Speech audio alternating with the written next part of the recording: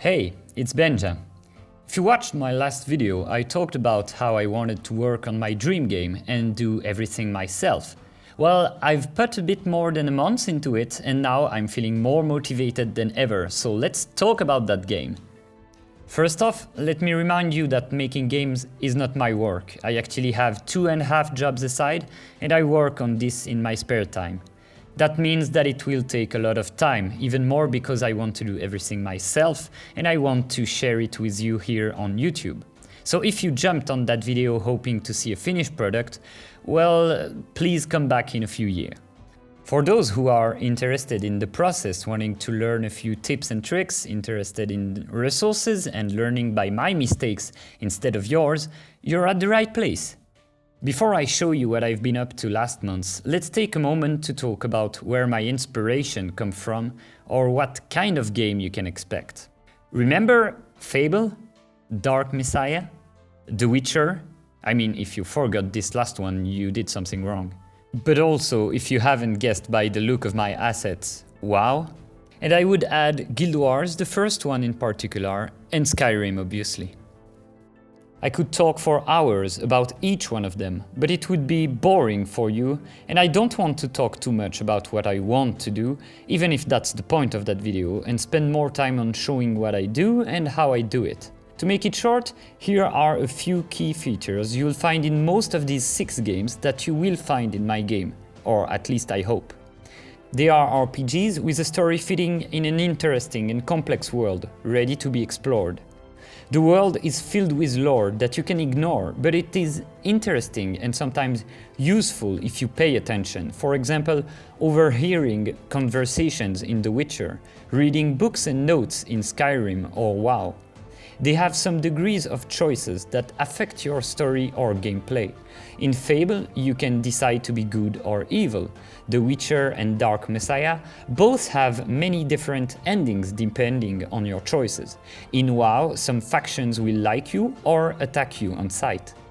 Most of them have some degree of guidance. You can decide to avoid certain quests, go explore by yourself, or simply follow the main quest.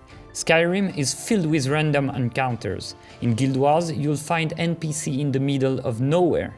In WoW, you can choose the zone you want to quest in. Although they all have their own combat mechanics, in each one of them you have different ways to fight. In Dark Messiah, you can use the environment. In Guild Wars, you'll choose a limited set of spells to use. In most of these games, you can specialize in a talent tree. They have hidden secrets and places for you to find and explore. Missing them won't affect your journey, but finding one is rewarding and a great experience. In most of them, you aren't a hero, but the more you go on, the more you feel like it and feel powerful. The environment and enemies are diverse and you must adapt to a certain degree. They have characters that you might like or despise. They make for an interesting journey. So yeah, I guess you get the main direction I'm going for. A story-driven, third-person RPG taking place in a fantasy world, if that makes any sense. As said in my last video, the main story has been written for quite a time already. Actually, there are 3 different main stories taking place in that world, and while they connect at some points, my game will focus on one of those. But do not fear, gameplay will have its fair share of attention. Speaking of gameplay, let's dive into what I've been working on for the first month. I've divided it in 2 parts, the code and the art, so people that are only interested in one of the 2 can skip the other. This first month was entirely dedicated to character controls. I worked on a prototype, well actually 5 prototypes. 5 fully functional character controllers. I know I have to get the controls right. It must feel nice so people want to explore the world I'm creating. I'm fond of hidden spots, Easter eggs and so on. I know I'll take time to make a lot of these places, so I need to have good controls so the player don't mind walking a bit more to see what's that thing over there. Why 5 prototypes? Also, I had a clear idea of what kind of controls I need. I wasn't sure of the best method to achieve it, so I tried different approaches. reading and watching a lot of tutorials. The main questions were, should the player be able to control the camera and to what extent? If the player runs in a direction, should he be able to look the other way? And if yes, should the camera get back to its position automatically? To what extent should the mouse be needed for movement? Do I want to make it playable with a controller? And will it be too much work to add it? And for Unity users out there, character controller or rigid body? And the answers for now, because it might change, are yes, only one button, yes and no, character controller. Just kidding. The purpose of those 5 prototypes was to answer those, and I settled with the one you can see for now. It's far from perfect, but feels definitely good to play around with. And yes, it is playable with a controller.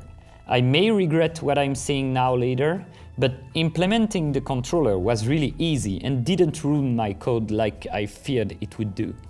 Why the controller? Because my dad plays with a controller, and he convinced me that it's a more comfortable way to play a game. The mouse clicker in me disagreed, but I thought it would still be great to have the option. Speaking of options, my first prototype included a lot of settings available to the player. Even if the code looked cool, it seemed like a lazy answer to the questions I was asking myself. And I'd rather take more time to fine-tune a single way of playing than letting the player choose and maybe run into some bugs or frustration because he chose an option that the game wasn't really designed for. Of course, the player will be able to tweak the common settings. And for the Unity question about character controller or rigid body, I ended up using the character controller despite having less experience with it. I achieved a cleaner code and better feeling controller with it. So, it may not be settled as I let this last prototype rest for a bit and will come back to it with a clear mind later. Before I jump to the art part, I'm curious about your experiences and opinions on letting the options available to the player or not. Also, there are many great resources and videos out there, but I let the links of 3 YouTube videos that were quite different than the most well-known ones. They taught me quite a few things about character controllers, and I'm very grateful people like them share their knowledge for free. You'll find them in the description. As for the art, after a few trials on assets to make sure of the direction I had in mind, and after gathering lots and lots of references, I started creating a few assets for a prototype level of the game. So while I'll talk about the art direction of my project, you'll see the first few assets I created. Most of them still need some work, but it will give you an idea. Despite talking about medieval themed games before, an important part of my game will take place on an island. For this reason, I began by creating some props that will fill a level on that island. I'd rather not work in the story order for my game. Actually, I will probably make a few levels and environments before tackling the first one of the game. Because the first impression is key, I want to gather more experience to make sure that the first steps of the player in the game will feel as good as it can. You might wonder why I showcase my assets in Unity and not Marmoset or even Unreal, which still looks better in my opinion. The reason is quite simple. My game will run in Unity. I want to see how they look in that engine. If they look okay on that project I spent a few minutes to set up, they should look great on the final project.